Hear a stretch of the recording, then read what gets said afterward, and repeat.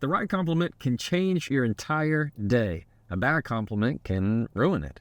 But how do you give a compliment? How do you accept a compliment? And what do you do when the compliment is backhanded? On today's episode, as you can guess, they're all about compliments. Welcome to the Jefferson Fisher podcast, where I'm on a mission to make your next conversation the one that changes everything. If you enjoy learning tools to improve your communication, I'm going to ask you to follow this podcast, and if you would, please leave a review. If you have any topic suggestions, just throw them in the comments and I'll be sure to read them. I also want to remind you that my book, The Next Conversation, is officially out on pre-order, and the links for it are down there in the show notes.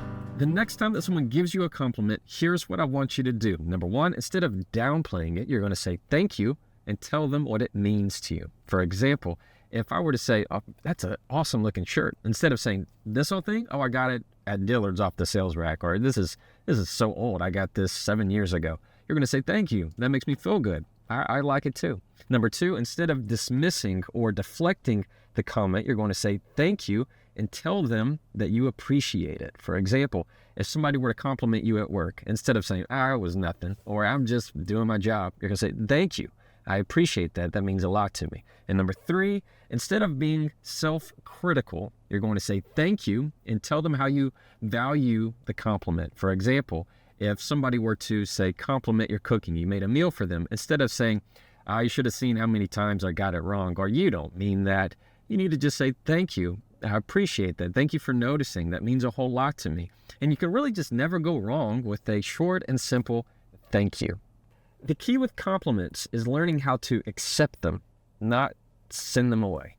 That's what we typically do. When somebody gives you a compliment, what do you do with your facial expressions? Most of the time you go, So you do that nonverbal, you kind of throw it away. You get it and you're like, I don't deserve that. You get out of here. No, you don't mean that. In many ways, that is just sending a gift away. Imagine that somebody has made something for you that you like, you want to hear, you want to hold, and they give it to you. And instead of taking it, you feel you're not worthy enough, and you go, I don't want that. Get that out of here. It is, in many ways, just sending a gift away, because when somebody's complimenting you and they mean it, it's a gift. It really is. And when you send it away or say that you're not worthy of it or you don't deserve it, it hurts the other person. All right, because that's a gift of a giving spirit to you. Instead, this is what I want you to do. Instead of shooing it away with your hand, I want you to get used to getting your hand and putting it on your chest. All right, putting your hand on your chest. So if somebody gives you a compliment, it's much easier to say, thank you so much. That means so much to me. You're taking it in. You're accepting it. You're saying that this right here is touching me. Instead of, get out of here. It is you touching your chest. And that is a nonverbal signal that you have taken it, accepted it, and put it to your heart and say, hey, that means a whole lot to me. You see the difference? It really, really makes a big, significant impact when somebody's giving you a compliment. Instead of sending it away, you're accepting the gift. Now, that's receiving compliments. But giving compliments, well, that's a little bit different, a little bit trickier. I'm going to give you the short and sweet of it. Number one, be specific. If you're going to give a compliment to somebody, be specific. Instead of just saying, good job, you say, they're thinking in their mind, good job about what? What did I do well? Whenever you give these surface level general compliments, like good job out there, good job today, hey, you look great, you need to follow up with the why. Why do they look great? Why did they do a good job? You need to be thinking very specific, because the more specific you are, the more personal it feels to the other person. Instead of just saying, hey, good job on the presentation. Instead, it's, hey, wonderful job in the way you clearly identified the mission of what you're going for here. Or wonderful job making feel everybody included in that presentation. I was really locked in. You see the difference? Be specific. Number two, you want to find ways to make it feel extremely personal, and you do that by being observant. Be observant on the little bitty things. Don't look for compliments that everybody else gives. Most of the time people want to find, in my opinion, they say something about your clothes, or they want to know where you got that thing or how much was that thing. Those are nice. I'm not saying they're bad. I don't think a compliment can be bad if it's genuine and sincere. I'm just encouraging you to go for the minor details that not many people see. And a lot of times that means you're not saying something that is tangible. You're saying something that is a character trait. So, I mean, I really admire the kindness that you showed so-and-so. I love the patience that you had. I saw how you shared this idea with so-and-so and you gave them a chance. You see how you find the ways that notice character traits of somebody rather than the physical attributes. It means a whole lot more. And number 3, this one is an important one. Try to stay away from comparisons. When you say, oh, I wish I could look as good as you, or I wish I could have done X, Y, and Z. I wish I had the confidence you had. Get rid of those, because it's truly you just saying insecurities. At least that's the way they're going to perceive it. And it just really makes it about them. That's not a gift. That's like you giving them a gift of, I don't know, anything. And you say, oh, I wish I had that. You're the one that's supposed to be giving the gift with a full heart. So eliminate the temptation to compare yourself. I understand it's to make them feel better in some way, make them feel like they're higher and you're lower. Don't do that. It doesn't feel nearly as sincere. Instead, you just need to say it without the comparison. Got it? Cool. We're now at my favorite part of the podcast, and that's where I get to read a question from a follower. Those that are part of my newsletter are able to ask me questions, and I'm able to answer them. And if you're not part of my newsletter, I'm going to encourage you to do that. You can go ahead and sign up there in the show notes, and if you have a question, just email me. I'd be happy to email you back, and it's a whole lot of fun for me. I am happy to tell you that this segment of the podcast is sponsored by a company called Cozy Earth. And Cozy Earth is a sponsor of this podcast because, well, I use their products. Their bed sheets are on my bed right now. I am a terribly hot sleeper, and their sheets are some of the coolest temperature-wise that I found, and I am in love with them. My wife loves their products. She loves their pajamas. The sweatshirts are great. The hoodies are great. And so if you're looking for something to keep you warm and cozy and comfortable, there's a reason it's called Cozy Earth. So if you're looking for something this holiday season, I encourage you to try them out. You can go to cozyearth.com/Jefferson and use the code Jefferson for 40% off. That's cozyearth.com/Jefferson and use the code Jefferson for 40% off. All right, today's question from a follower is from Rob. He's down in Florida. Rob says, hey man, love your content. Thanks, Rob.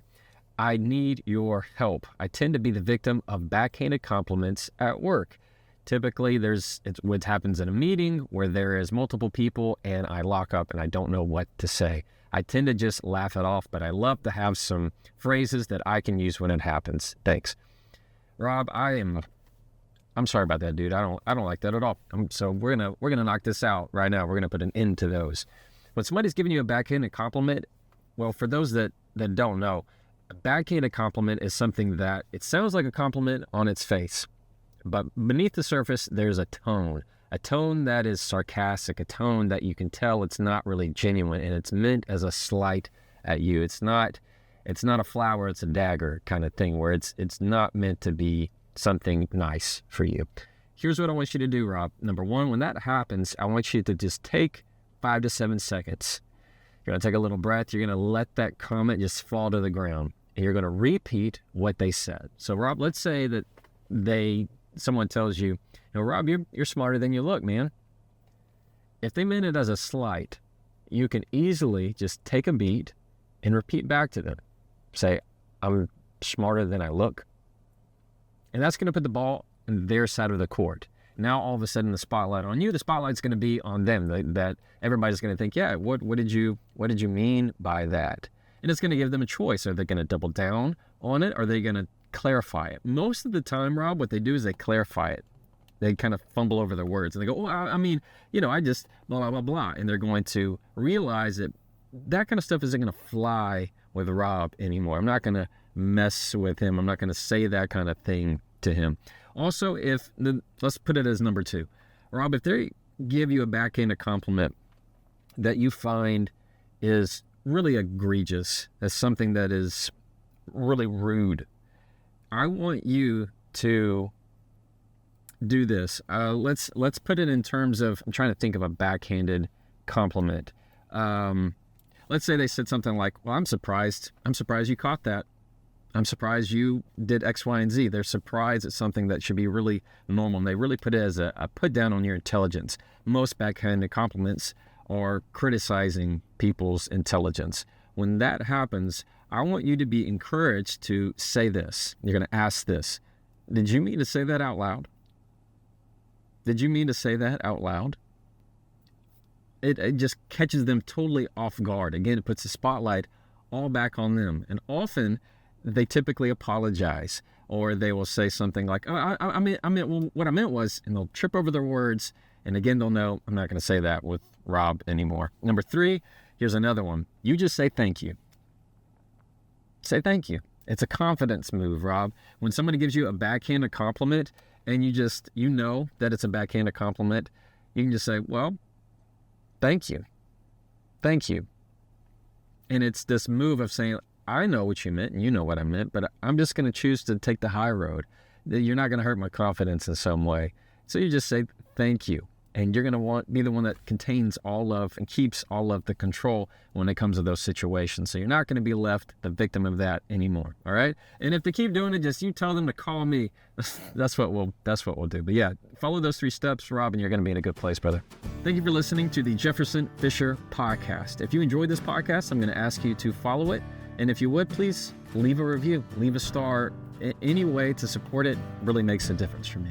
Today, we learned that if you want to accept a compliment, you need to not throw it away. Don't discard it with your hand. You need to put your hand on your chest and accept it and say things like, I appreciate that. Thank you so much. It means a lot to me. That makes me feel good.